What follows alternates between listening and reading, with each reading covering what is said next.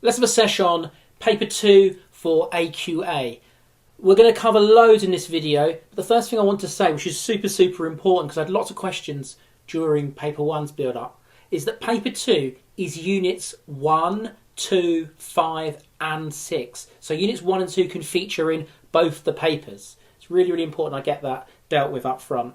And so in this video I'm going to cover units in this order. So firstly, Unit 5, marketing, then Unit 6, finance, and then I'm going to bolt on those other units that you've already covered in paper 1 but could come up again here. So Unit 1 on business basics essentially, and Unit 2 on external influences. So it's a really big video here. So let's get going, let's speed the voice up, let's get going. Units 5 and 6 recap. Let's go. So customer needs. Customer needs are really important in marketing. There's 2 stages to them: identify them and then satisfy them. So firstly, with identify, you're thinking how you identify customer needs. Market research, that's how you identify what a customer need is. On the satisfy side, how do you satisfy the customer's needs? Well, you might adapt the marketing mix. For instance, you might change the product, change the price, change the promotion, change how you get it to the customer being placed. Next thing, why are identifying and satisfying customer needs important? So firstly, to be competitive compared to your rivals, avoid costly R&D, research and development mistakes, increase sales.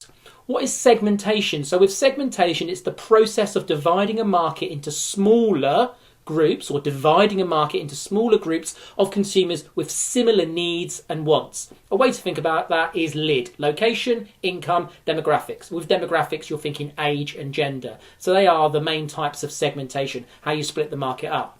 The next thing to think about is market research. What's the point of market research? Well, likely to work out if there's demand for what you're selling, that product you're selling, see if there's any competition there. Are there lots of rivals, not many rivals? That will be an important thing to know. And then see what the target market looks like. Maybe it supports a particular type of segmentation you're looking to do. Next thing with market research is think about types of market research. First one is questionnaires. Well, questionnaires, it depends on the questions and whether they're qualitative or quantitative. Remember, qualitative is words essentially, deeper opinions, quantitative, numbers. With questionnaires, then you're thinking, well, did you do it? Yes or no? If you did it, that's primary research. If you didn't do it and you've taken a questionnaire that someone else has done, that's secondary research. Surveys is the next one. They tend to be quantitative. They come in numbers, so they're easier to analyse. But does it give you that depth is what you'll be thinking. Interviews, well, you get more depth here, but they take ages to do, take a long time to do. Focus groups, very important. So they're perhaps a better version of interviews. It's when you pay 6 to 8 people-ish to provide an answer to your questions and give you deeper opinions, qualitative information. But you want to be thinking with focus groups, if it comes up as a bigger, well, are the focus group, the people in the focus group, are they representative of your target market? Do you have time to do the focus group? What's the cost when you have to pay these 6 to 8 people? Internet research, well, it's secondary by nature, it's quick and easy, but it is bespoke and tailored to you is what you want to think about. And then newspapers. Newspapers tends to be secondary by nature, but you want to be thinking, is it a local newspaper or a national newspaper? And that will be bespoke to your business. Next thing to think about is market size and market share. Please know the difference. Market size is the potential number of customers you could sell your product to, while market share is the percentage of the market that a business already has. Let's move on to the marketing mix, the 4 Ps. We'll start with price. Think about, firstly, the law of demand. The law of demand, the simple bit, if prices go up, demand goes down. Or the other way around, vice versa, if prices go down, demand goes up. Now that's easy, but to take it further in 9 and 12 markers, you want to question the extent. For instance, if prices go up by 10%, you make a decision to increase your prices by 10%. If demand were only to fall by 1%, yes, demand has fallen, but that's a good thing. If you put your prices up by 10% and demand only falls by 1%, well, that will mean you've got more revenue, happy face. So you want to question the extent if it goes there into bigger questions.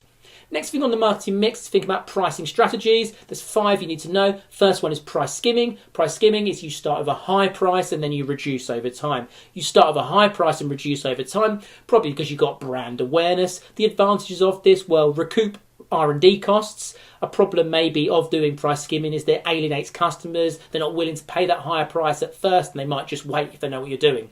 Price penetration is essentially the opposite to price skimming. It's when you start at a low price and you increase it over time. It's good because it allows you to grow awareness, and it might encouraging switching behaviour between consumers, as in they switch away from the existing usual product they buy. They see yours and think, ooh, that's cheap, and therefore they switch to yours. They see if they like it, and then your goal ultimately is to get them repeat buying from you and building that brand loyalty over time. Disadvantages of price penetration, well, if the product quality isn't there, then you may struggle to maintain that demand level when you inevitably have to increase the price, because stage 2 of price penetration is you increase the price. The next one is competitive pricing. So this is when you set prices around the same level as your rivals. It's common in something called an oligopoly, where there's 4 to 6 firms that dominate a market. The advantages of doing this is it helps you to maintain your market share, but the problem really is that if you are setting your prices the same as your rivals, you need to compete on other things such as USPs, unique selling point, or you need to differentiate your product, just make it different. And if you decide to differentiate your product, then that means you need to do more R&D, research and development, and that costs money. The next one is loss leader pricing. So loss leader pricing is when you reduce prices to cost price or even below that, hence it's loss leader. The idea is you're looking to encourage customers into your store or your website, if you're e-commerce or m-commerce, with the hope they buy other products with likely higher margins on them. So advantage is it gets web traffic or it gets footfall if you're physical. Disadvantages is what if they just buy that one product, that one loss leader good, that's useless to you.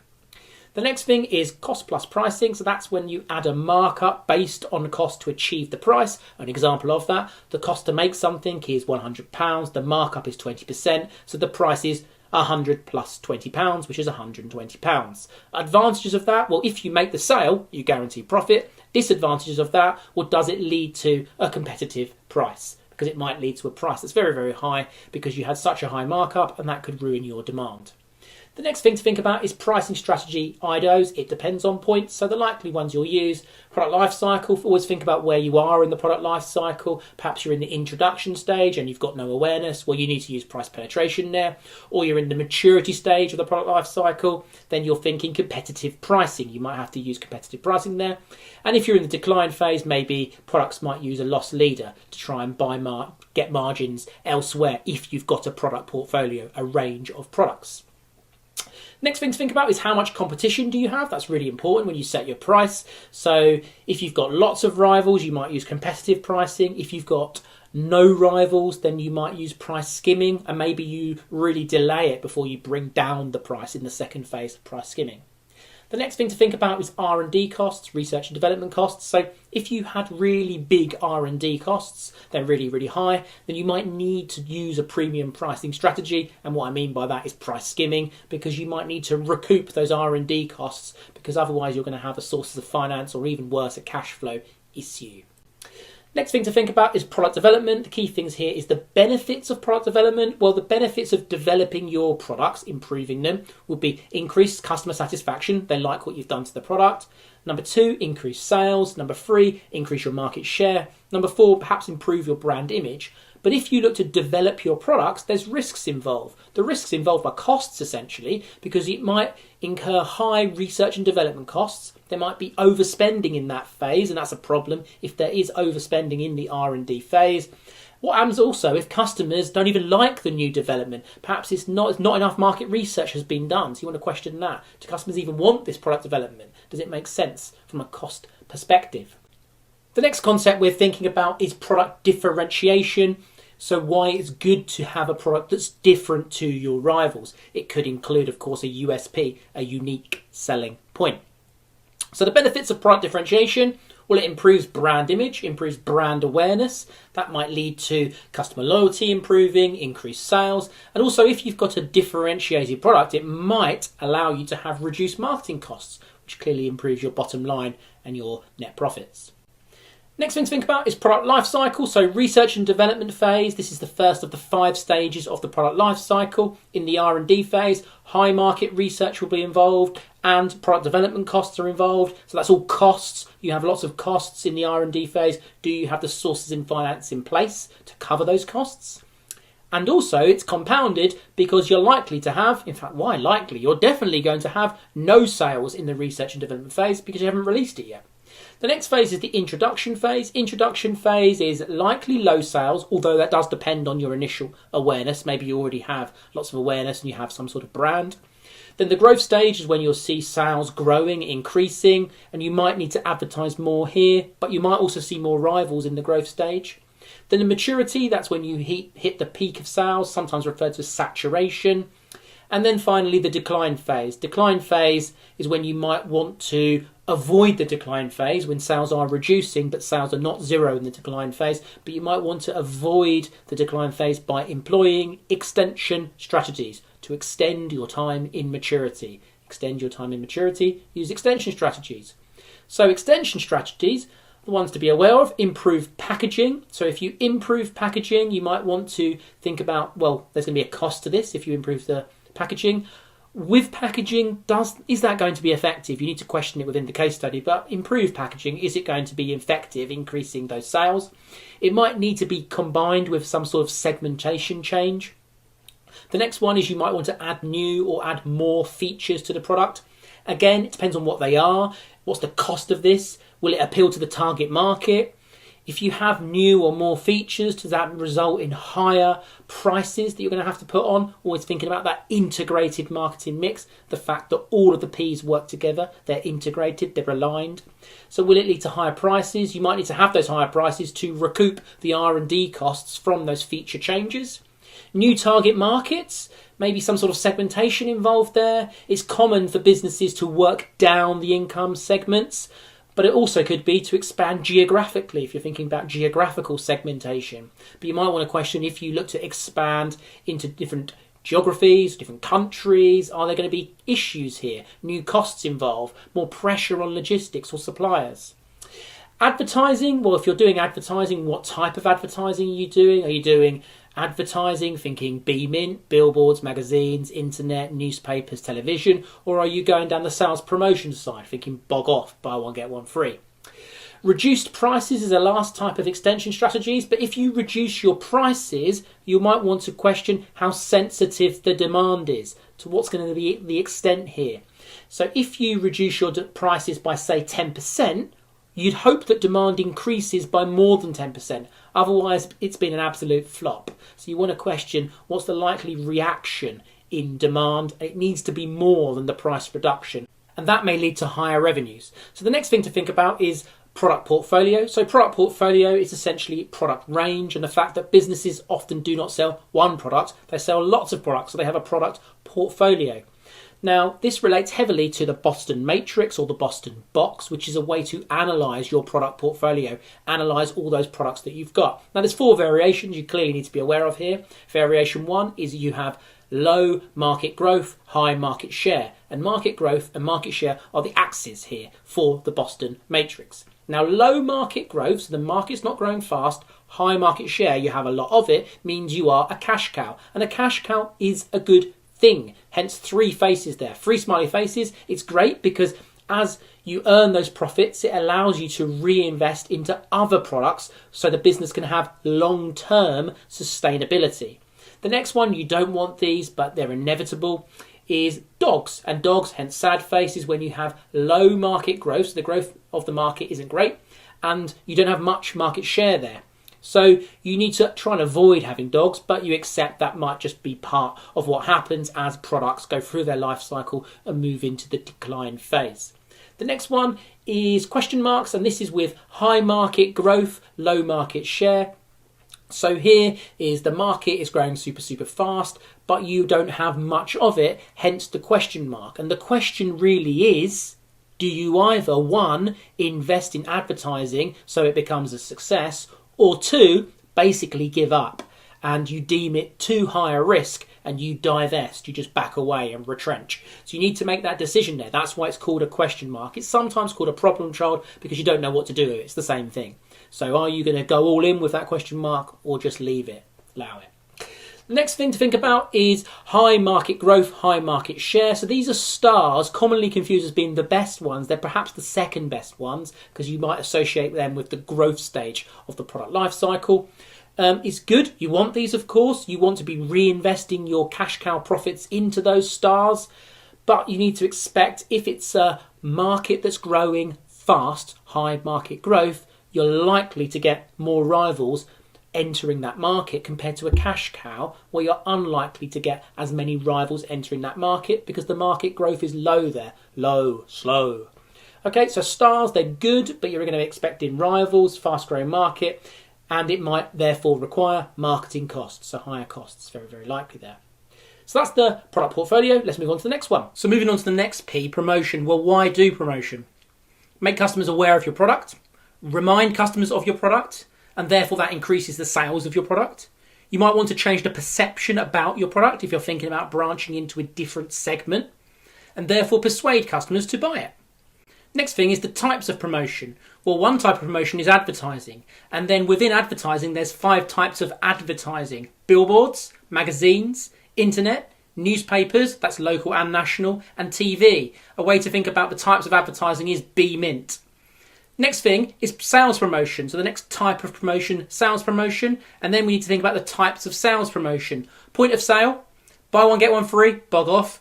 Free gifts, samples, coupons, competitions. Next type of promotion, sponsorship. So sponsorship, advantages, brand awareness, disadvantages, the cost of it, the risk of who you sponsor if they do something that's not aligning well with your business. Social media, well, that's good because it's easier to track results. You get analytics, you get numbers, quantitative, numerical data. Also might lead to a wider audience, but also a more specific audience, because you can tailor your social media in terms of your promotion to a particular segment, and that might be easier to track, as I said before. Disadvantages of social media, well, the time to do it, the cost of doing it, and it depends on if you've got the experience to implement social media or digital marketing effectively. Next one is PR, public relations. Well, the advantages of doing PR is brand awareness, but the disadvantages is the fact that you're not really in control of it. It's when you do perhaps an interview with a newspaper, or you go on and do a collab in terms of social media. So there's a risk of negative publicity there. Ultimately, it depends on the relationships with the journalist or with the social media outlet. Is it good? Is it trustworthy? If it is, go for it. Next thing to think about is your it depends on points for promotion. How much finance do you have? Do you have lots or little? What are your rivals doing? You might want to do the same as them. Next thing is, what is the nature of the product you sell? Some things in terms of the type of product, it might make sense to do different types of promotion. What makes sense for the target market and where the segment that you're aiming for, what do they do? What types of media do they consume in terms of social media, newspapers, TV, and so forth? So you might want to tailor your promotion to that target market. Moving on to the final P, place. It's called place, but really it should be called distribution. It just fits because it's 4 Ps, but it should be distribution. And when we think about distribution, it's about how customers can buy the products. Can they buy it on a website? We're thinking e-commerce there. Or via mobile, m-commerce. Can you do it in your store? Could you buy it in your store? In a retailer store, maybe you sold the product to a retailer, or via a wholesaler who maybe bought loads from you if you're a producer, or via the phone in terms of telesales. So different types of ways you can get the product to the customer. Then we're thinking about e-commerce and m-commerce. So e-commerce is buying and selling goods and services online, and m-commerce is buying and selling goods and services via mobile phones. Advantages of this: convenience, accessibility, it's personalised as you can collect the data. Disadvantages: well, you can't try before you buy. Some products it makes sense to try before you buy. It doesn't make sense for delivery for some products. You can't, put a car through a door, but then you might want to alter the way you get it to the product, maybe as a private service, and you drive it to the consumer's house. And also there might be security issues in terms of security fraud, in terms of card fraud, in terms of e-commerce and m-commerce. The next thing to think about is the marketing mix. You want the marketing mix to be integrated, in yellow, in capital, underlined, in bold, important. All the P's need to work together. They need to be aligned for the segment you target. That's what integrated marketing mix means, that all the P's work together. I'll give you an example. It's a high quality product. You're probably going to charge a high price. You'll be selective about your promotion, about where you do your promotion. You'll be selective about which retailer can stock the product because you'll want to protect the brand image. So that's all the P's working together. Next thing to think about with integrated marketing mix is it's important that the marketing mix, the mix, is dynamic and it evolves over time. That high quality product, maybe now you've got lots of rivals. So you need to think about your price. Maybe you move into the second phase of price skimming, i.e. you start to lower it because you have lots of rivals. You might, before you were being selective about promotion, now you're going to try and enter new segments, target new segments, and therefore new forms of promotion may make sense. Before you were being selective about which retailer can stock the product, now you might be working down, for example, income segments. And you may try new stores or multi-channels of distribution, the fact that you might get the product to the consumer in different ways. For example, via a store, online, e-commerce, so forth. Now let's move on to finance. So starting finance with sources of finance. So we think about the types of finance. You've got internal finance, that's inside the business. Funds, finance that comes from inside the business. For example, your retained profits. And then you've got external finance, that's finance that comes from outside the business. For example, you might take out a loan from a bank. Types of sources of finance. Well, here's all the types of sources of finance that you have to be aware of. We'll go through them quickly. So family and friends. Well, family and friends, taking money from family and friends in terms of borrowing would be appropriate in perhaps smaller amounts. There's risks there if you don't pay back in terms of damaging the relationship. Retained profits. Remember, retained profits is essentially what's left after all those dividends have been deducted from the net profits, and then it's the aggregation of that over time. Well, if you use your retained profits, then you'd hope you have some firstly. It's good because you're not taking out a loan, there's no interest on that, you're not giving up any ownership, it's not like share capital. But there's risks though that the shareholders might be unhappy because they'd rather those retained profits as dividends. New share issues or share issues is essentially selling shares. It's a type of long-term finance. It might make sense when interest rates are high because it's cheaper therefore than going down the debt route. The debt route being, of course, loans. Risks with share issues where you might lose ownership because you're selling shares. You might lose control if you give up too many shares, you sell too many shares, and that could impact your decision making. Bank loan. So bank loan is the debt route. Again, it's another type of long-term finance. It would make sense if interest rates are low because it's cheaper to make those repayments. It's cheaper to service that debt, rent that money as it were. The risks of bank loans, well, you're going to have more future cash outflows because you've got to pay that bank loan over time.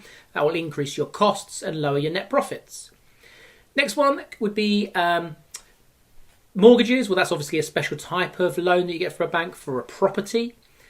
Very much the same pros and cons as bank loans. Selling unwanted assets, well, it's appropriate as a one-off because the key word there is unwanted assets. And also it's perhaps a risk is that, or an issue with it, it's limited by nature. Trade credit, well, it's appropriate in terms of if you're dealing with suppliers, they will offer you maybe, for example, 30 days to make the payment, the repayment that is. It allows you therefore, if you have trade credit, to make the sales and get the money in before you make the repayment to the supplier. Risks though here is it if you take more than 30 days to repay it, you take 60 days for example, you've abused that relationship with the supplier, you need to question how important that supplier is to you. Hire purchase, so you hire it at first while you make those ongoing repayments, and then at the last one you've purchased it, and then it will become your asset. If it's a long-term asset, it will become your non-current asset. And then government grants, don't have to repay them, but they've usually got specific requirements, they're not very flexible. But the good thing, of course, is you don't need to repay those government grants. Next thing is cash flow.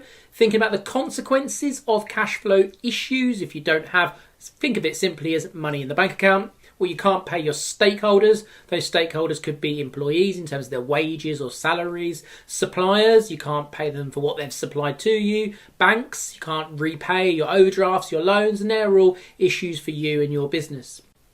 Next thing to think about is cash flow forecasts. So the key thing to think about here is cash inflows minus cash outflows is net cash flow. Okay?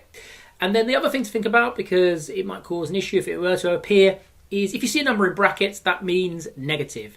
Let's go for a common scenario that's faced in exams, and I'll just run you through the numbers here. So you've got cash inflows, that's money that's come in, and let's just say it's on a 1 month this is, so you've got £10 that's come in for the month, and then you've got cash outflows of 40, so more has gone out of the business, 10 has come in, 40's gone out.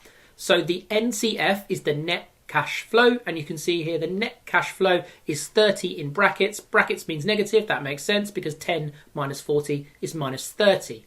So that means in that 1 month, or that one time period, usually it's a month, minus £30 has been made. But on the first of the month, the opening balance was minus 10. So you might have to fill in the gap. And what's the closing balance? Well, if you started the month, your opening balance was minus 10, and then in the month you lost another 30 because you had bigger outflows and inflows, that means you finished a month minus 40. So that would be 40 in brackets if we finished it up. Now that's very classic that they're put brackets and negatives into those questions just to flex up the questions. Let's move on to the next thing. So solutions to cash flow issues. So the solutions could be you could reschedule your payments to suppliers, or from customers to suppliers, you might pay them a bit slower. Maybe you take 60 days to pay your suppliers back rather than 30 days, but that could damage your relationship. However, it depends upon how important your supplier is to you, whether you're willing to do that. And then customers, you might request they pay up faster if you gave them some sort of credit, but that might damage the relationship with your customers. They might not return to you. So again, you need to question how important those particular customers are to you. Are they likely to come again in the future? Next thing to think about in terms of how you could solve your cash flow issues is get an overdraft. The thing with an overdraft is that you don't want to use it if it's a persistent cash flow issue. Overdrafts are for short-term issues. The reason why is because the interest rates on overdraft tend to be very high compared to a bank loan, for example. Reduce outflows. So reduce outflows, maybe you reduce the wages of employees, but obviously if you reduce employees' wages, that has motivational concerns there. Lower productivity, for example, lots of demotivated staff. Increase inflows, so you try and bring more money in terms of cash inflows to the business. You could lower prices maybe, but then you need to question the extent lowering prices will benefit you. So if you were to lower prices, for example, by 10%, you bring prices down by 10% to try and make your revenues increase and therefore your cash inflows increase. Well, you want your demand to increase by more than 10% if you've reduced your prices by 10%. Otherwise, it's been a flop. So if you reduce your prices by 10%, you'd need your demand to increase by more than 10% to ensure that your revenue has increased and therefore your cash inflows have increased. And then the last one is new sources of finance. And you just refer back to that big table in yellow earlier on with all the different types of sources of finance that are available to the business. Next thing is types of costs. So we're thinking fixed costs, FC, you might see it like that if it's break-even analysis. Fixed costs do not change with output. Variable costs, they vary with output. They're sometimes called VC if it's break-even analysis. They change, they vary with output. Total costs, TC, well, fixed costs, FC, plus variable costs, VC, equals total cost.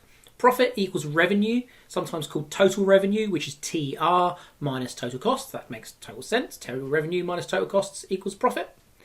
Investment, well, types of investment. There's new machinery, new buildings, new vehicles. And it might be a question where the business has taken on some sort of investment and you've got to calculate the ARR, the average rate of return. The formula is AAP, average annual profit. Average annual profit divided by the cost of the investment, and all of that times by 100 because it's expressed as a percentage. So ARR, average rate of return, the formula is there, average annual profit divided by cost of investment times by 100. But sometimes you might need to calculate that top bit. That's why I put a star there. So if you need to calculate the average annual profit, you just do anything like you would for an average, or in GCSE maths, sometimes it's called a mean, is you take the total profit and then it will say how many years in the question and you divide it by that many years. So if it said the total profit was £10,000 and it was over 10 years, 10,000 divided by 10 is 1,000, and that would be the average annual profit. And then you just fill in the rest of the formula to get your ARR. Next thing is break even. So break even point is where total revenue equals total costs, and then you need to get the output level wherever those lines intersect. Key thing about break even, it means no profit or loss is being made. Next thing to think about with break-even, the advantages of it. Well, it's easy to use break-even. It means you know how many you need to sell to not make a loss. That's a good thing. Number 3 is you can use it to model changes in your price if you're thinking about changing your pricing or changing your costs, your fixed costs, your variable costs. You can use break-even to see what would happen and find a comfortable level for your break-even output level, so you know how many you need to sell to therefore break-even. You might connect market research into longer questions because you might want to compare your break-even output level to what your market research is telling you. If your market research is telling you you're going to sell 10 things and then your break-even output is 30 things, then you've got a problem there because the market research is telling you you're going to sell a lot less than that break-even. So you might want to use them in combination. Disadvantages, well, it doesn't account for EOS, economies of scale. It's usually just assumed they don't exist in break-even. That's a flaw of it. It doesn't account for when cash flows are repaid. It just says it assumes that total revenue and cash inflows are the same things. Not necessarily the case. Sometimes you have delays on those payments coming into you. And also, perhaps the biggest one is it assumes incorrectly that all products that are made are sold. And we know that's not true because you have defects, you have recalls, and so forth. Next thing is financial statements. This is a big one. There's 3 financial statements. Cash flow forecasts, putting it in simple language, that's how much cash in your bank account. Income statements, how much profit is made in a year usually. And then statement of financial position is the net worth of the business. And statement of financial position will apply to a company. Dealing with income statements, so maybe you're a bagel business, we can do the income statement for this business. So revenue, let's say the revenue is £100. Revenue is always at the top of the income statement. That's just the total amount you've made. So they've made £100 from selling bagels. The cost of sales is essentially direct cost. Direct cost there would of course be the bread. My favourite's a salt beef bagel, so then it'll be the beef that goes in that and the mustard of course. That's direct costs. That's in the product itself. Let's just say that comes to £20. Obviously these numbers are made up. Then we can get to our first of 2 profits, which is gross profit. Gross profit is the difference between revenue and cost of sales. So clearly here it's £80, 100 minus 20. Then we need to think about other costs, indirect costs, being expenses, because we wanted everyone to know about our bagels. Yoo-hoo, our bagels exist. So we have to sell our bagels through the use of advertising to inform and persuade customers to buy it. So that's what expenses are. You don't eat advertising. It's not in the bagels. So it's not a cost of sale. It's outside of that. It's an indirect cost, not directly associated with the product. So gross profit is 80 minus 30. That's £50. And that gets to our net profit, which is the second of 2 profits. And net profit is £50 there. Key thing to think about that. Net profit is at the bottom line of the income statement, which is why in the media it's often called, what's the bottom line? The bottom line of the business. So income statements and ratio analysis. Ratio analysis is very much about income statements, and we just did a bit on how to do an income statement. So back to that bagel business. We know the income statement, we just fired it up there. And then there's 2 ratios you need to know for ratio analysis, which sounds so much more complicated than it really is. The first of the 2 is the gross profit margin.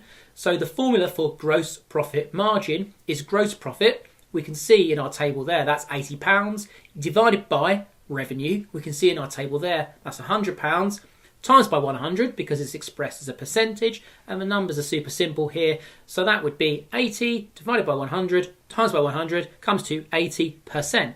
And margins, gross profit margin, GPM, is always in a percentage. The other one is the net profit margin, perhaps more useful than net profit margin because it accounts for both the costs, the cost of sales and the expenses. And that's net profit divided by revenue times by 100. Here you can see it's 50% because our net profit was £50. Revenue was £100 times by 100, £50. Now, doing margins are useful for comparison between businesses of different sizes, and you can see which is more perhaps efficient with their gross profits and net profits. Next of the financial statements is the statement of financial position. But before we get into this, first you need to know what the difference is between assets and liabilities. So assets are things you own, liabilities are things you owe. Current means short term, like current affairs. Non-current means long term. Key that you know that first. Next thing you need to know is current assets. So that is current short term asset, thing you own. Examples of short term things you own would be cash, stock, sometimes called inventory, and debtors, people that owe you money, being your customers. Then the next one is current liabilities. So current means short term, liability is a thing you owe. So short term things you owe. You owe the bank, hopefully in the short term, overdrafts, and then you owe your suppliers creditors for things you need to pay back. Then the next one is non-current assets. So that's not short or non-current, which means long. So long-term assets, long-term things you own, like your property or your equipment. And then you might have paid for that property with a mortgage, which is a long-term thing you owe. Obviously you owe a mortgage to a bank and a bank loan to a bank.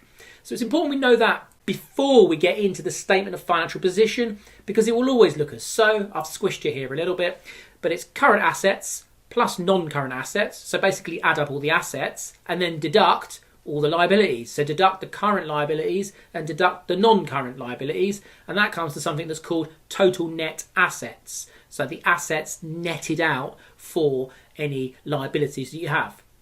And that is the top half of the statement of financial position, and the bottom half is here, which is retained profits. So it's the aggregation of all those profits over time after your dividends have been paid out and what's been kept. And you need to add that to any capital you've got from selling shares, from those share issues that we talked about earlier on, and that comes to what's called total equity.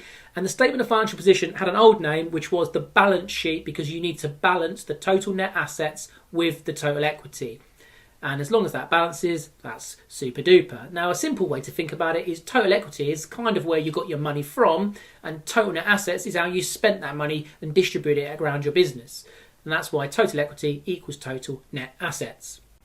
Next thing to think about is how to consider current financial performance. So if you're looking at the GPM, the gross profit margin, or the NPM, the net profit margin, you might want to compare against previous years. Hopefully it's trending upwards. Compare against your rivals. Hopefully you're better than them, or at least better than the industry average.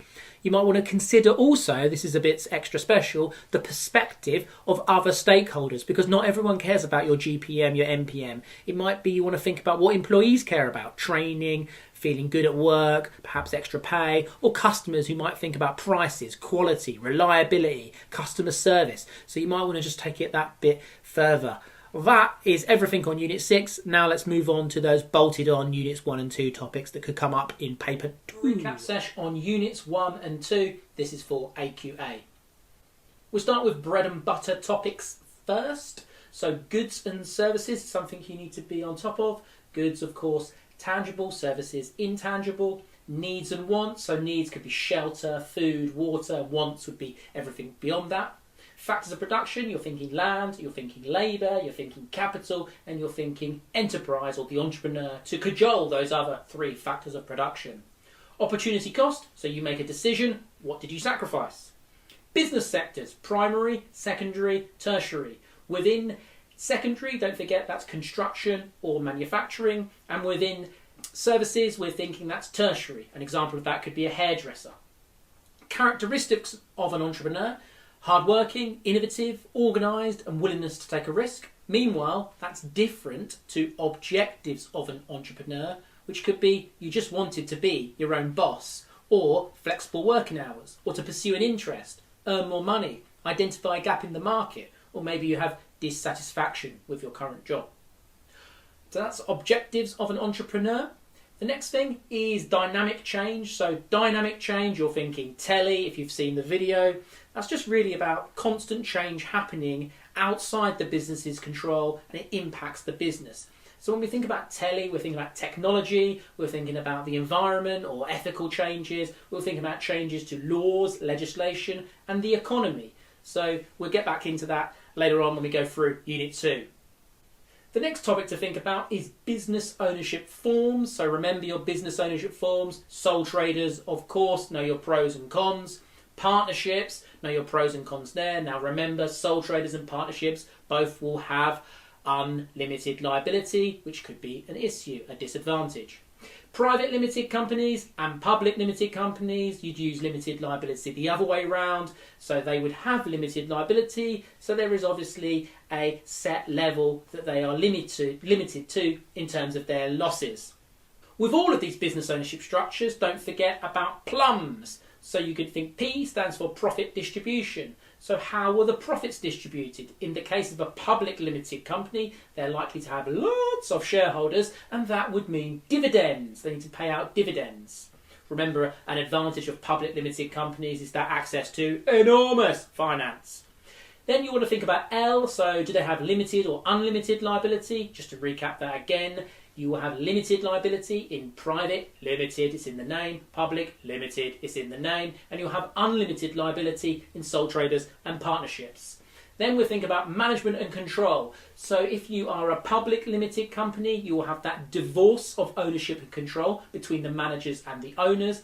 And then for S, sources of finance, you might have access to additional sources of finance if you move from, for instance, a sole trader or a partnership to a private limited company, because you can now sell shares. You can sell shares to get equity finance. And if you move from a private limited company to a public limited company, well, then you have access to the stock exchange where you can get enormous finance. Let's move on to the next one. So aims and objectives. Business objectives is the first thing to think about, and those objectives could be, yes, profit maximisation, profit max, but not always profit would be the objective of the business, because it could be survival, it could be domestic growth, that's growth in your own country, or it could be international growth, growth in other countries, or it could be market share, or customer satisfaction, or social and ethical objectives. Or if you are a public limited company, you will have shareholders and they'll want the share price to go up, and that is called shareholder value. Now, the business objectives could depend on things. It could depend on the size of the business. A sole trader in the early days likely to be survival. Meanwhile, a public limited company is likely to be towards profit maximisation, or at least increasing shareholder value. It could depend on how much competition the business is faced with. It could depend on the type of business. For instance, it could be a not-for-profit organisation, a social enterprise. Now, they wouldn't be profit maximisers because they'd be pursuing a social and ethical objective. Also, remember, business objectives will evolve. It could be in the early days, it's survival, and then you look to grow domestically, then grow internationally, and then after that, you might want to eventually lead to profit maximisation. Examples of the real world could be these big tech firms. Amazon, for example, many years, it went through the idea of growing domestically, growing internationally, growing its market share, and it will be in the future that it looks to profit maximise and, of course, keep its shareholders sweet. So business objectives will evolve. It may become the dominant business. That could be a reason why it evolves. It may want to expand internationally, as I said, or it may want to pursue shareholder value. Or it might have to change or adapt because of ethical and environmental considerations. Number 4 is stakeholders. So know your types of stakeholders. We're thinking owners, employees, customers, local community, suppliers, anyone with an interest in a business. Next thing is know what the stakeholders' objectives are. So it could be, if you are an employee, you'd want to maximise your pay. Maybe you're the local community, you'd want to think about minimising environmental impacts. Maybe you're a shareholder, you're thinking about higher dividends. Divvies! Next thing is awareness of conflicts between stakeholders. So it could be a conflict is shareholders want to get more divvies, but that could be at the expense of employees getting a pay rise or training. Number 5, business location. So understand the factors that influence where a business is located. So you need to be thinking about proximity to the market, thinking about the availability of raw materials. Is it easy to get access in terms of those raw materials? And for all of this in business location, you're of course thinking where to locate the business. You might want to locate the business in a certain area because you have access to workers, labour. You might want to locate in a certain location because of there's no competition there. There's a gap in the market, which would be wonderful. Or it could be because it's lower in terms of costs to locate your business in a certain place. Maybe you do not locate in an urban place, but instead you locate in a rural place because it doesn't impact your demand and it keeps your costs down. The next thing is business planning. So business planning, we're thinking about the types of cost. Fixed costs do not change with output. Variable costs vary with output. In the name, vary. And then fixed cost, FC, variable cost, VC. If you add those together, it comes to total cost, TC. Now, of course, remember that profit equals revenue minus costs, but sometimes it's more helpful to think of it as profit equals revenue minus total costs, because total costs equals fixed costs plus variable costs. Next thing to think about is why create business plans. So in terms of creating business plans, well, you do that because it might help you in terms of raising finance from a stakeholder, such as a bank, if you're trying to get a loan, of course.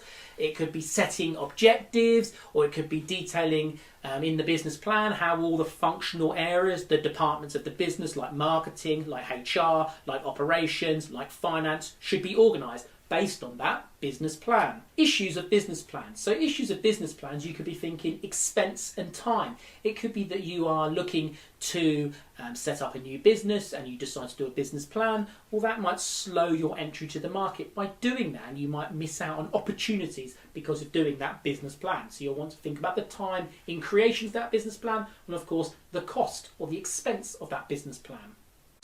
Number 7, expanding a business. So you're thinking about methods of growth here. Remember, internal growth or organic growth, and external growth or inorganic growth. For internal or organic growth, if you've seen the video, iPhone. So internal growth, 4 types: franchising, know your pros and cons there, outsourcing, new stores and e-commerce. And then on the external growth side, so essentially you look to grow your business by doing takeovers, that's the T, and mergers, so make a friendly join with another public limited company. So that's your things you need to know on methods of growth. Now remember, if you are growing, a benefit of growing is you get economies of scale. We'll put EOS there for the moment. 2 types of economies of scale you need to know are purchasing, so that's you're buying more from your suppliers, you increase your negotiating power from your suppliers. Well, that will allow you to bring down your average cost per unit in terms of what you buy. It's essentially bulk buying. And then technical economies of scale, that you introduce technology into your business that will improve your productivity, makes you more efficient, brings down your average cost per unit. So economies of scale lowers average cost per unit. ACPU, average cost per unit. That means that you could lower your prices, and that will be particularly useful if you're in a competitive market. You've got lots of rivals. I'll go through that one more time. Such a fantastically important concept. Economies of scale allows you to lower your average cost per unit. So therefore, it's cheaper to make one thing. So when it's cheaper to make one thing, you might be able to lower your prices. And if you lower your prices and you have lots of rivals, that's going to be fantastic for your demand, for your market share, and so forth.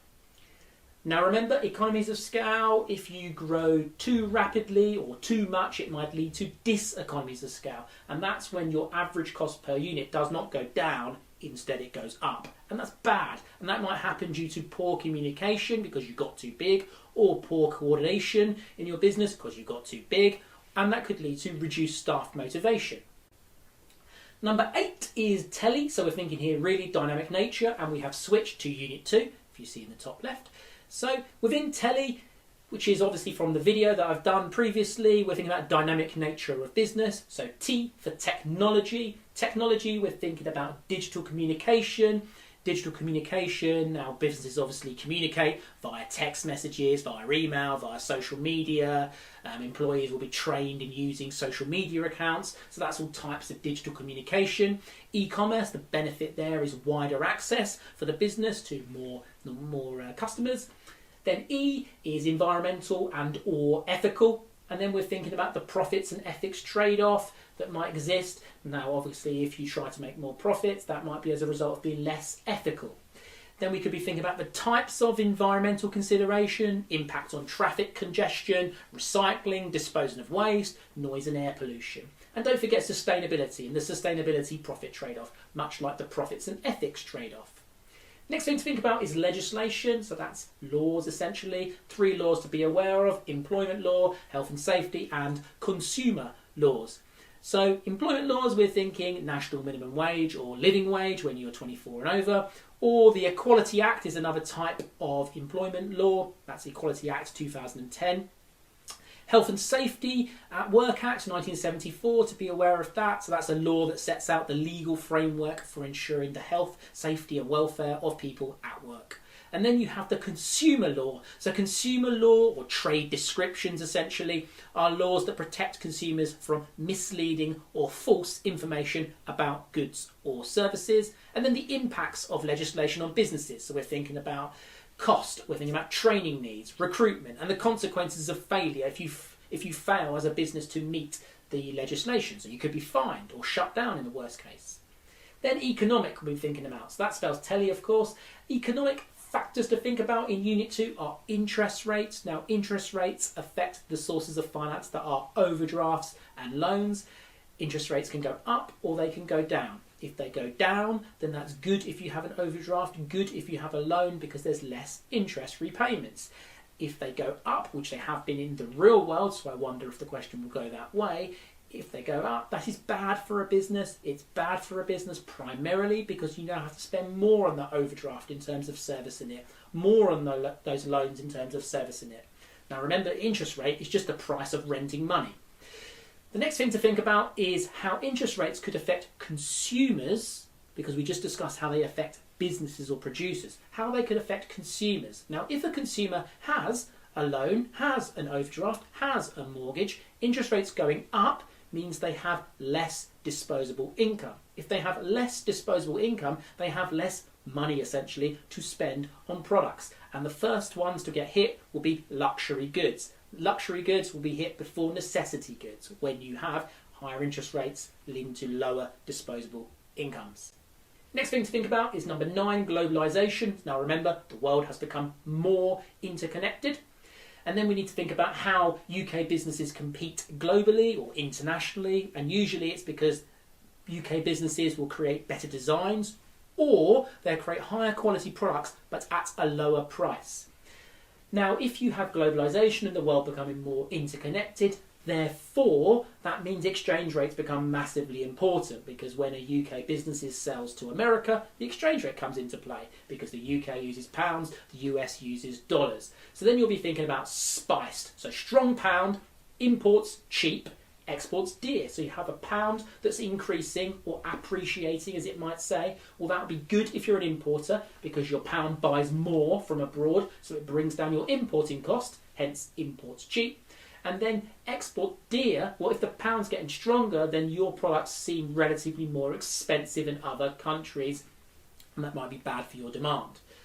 And with spiced, that strong pound, if it's a weak pound, you just might turn it the other way, and it would spell whipperdeck. So it would be weak pound, imports dear, exports cheap. Number 10 is competitive environments. Here we're thinking market and competition. Make sure you know the difference between these two concepts. Now, the market is a place where buyers and sellers come together to exchange goods and services. That's the market, while the competition is essentially the rivalry between businesses to attract customers and market share. In other words, a market is a physical or virtual space where buyers and sellers interact, while competition is the struggle between businesses to gain an advantage over their rivals. Next thing to be aware of is risk, and obviously businesses will try to minimise their risk. Meanwhile, uncertainty, well, all businesses face this. I hope that helps on Unit 1 and 2. It's an absolute blitz. Obviously, go to the videos for more detail. Hope that helps. See you at the next session.